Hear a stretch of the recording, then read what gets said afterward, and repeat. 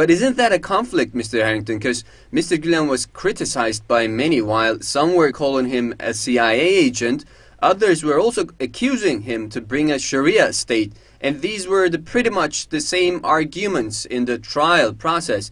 What was your conclusion? Clearly he's not a CIA agent because, you know, when he came here for his health reasons, the Mayo Clinic, the United States tried to deport him. And the United States spent 2 years trying to deport him. So you can't be a CIA agent when the government at the highest level, you know, according to the judge, was trying to deport him. So, and you see all these allegations, you know, that go on and are just ridiculous. If you look at the allegations that were brought in the indictment, for example, you know, he's a CIA agent, he's an agent of Iran, he's an agent of China, he's an agent of Reverend Moon, he's an agent of anybody you can think of as just playing to the audience. And of course, my favorite one is that he's a secret cardinal of the Pope. I mean, that is utterly, utterly ridiculous. You know, I'm a Catholic myself, and you know, it's just absurd to think that anybody would think that you could be a secret cardinal of the Pope. But what it is playing to an audience and getting the audience uneasy.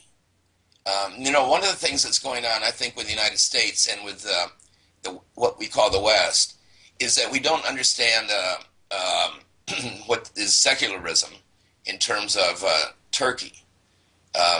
Turkey, of course, has had a secularist government, republic. But in Turkey, secularist means something different than it does here for us. Here, secularist means separation of church and state, but people are free to express themselves and participate in any way they want, wear anything they want, as long as their religious beliefs do not hurt somebody else. In Turkey, of course, the secularism has meant no expression in public employment or public education of religion. And this is, of course, where the headscarf issue comes up. So when this is translated back to the West, it says Turkey is moving away from its secularism, or this movement wants to bring it away from its secularism. There's a misunderstanding, and I think that misunderstanding comes from the way that we use the word.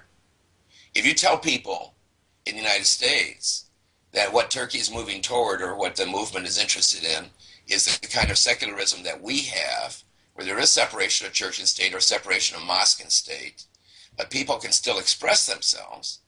You know, like here, our folks in government, if they're wearing that, they can wear the headscarf, they can wear whatever is their particular religious belief.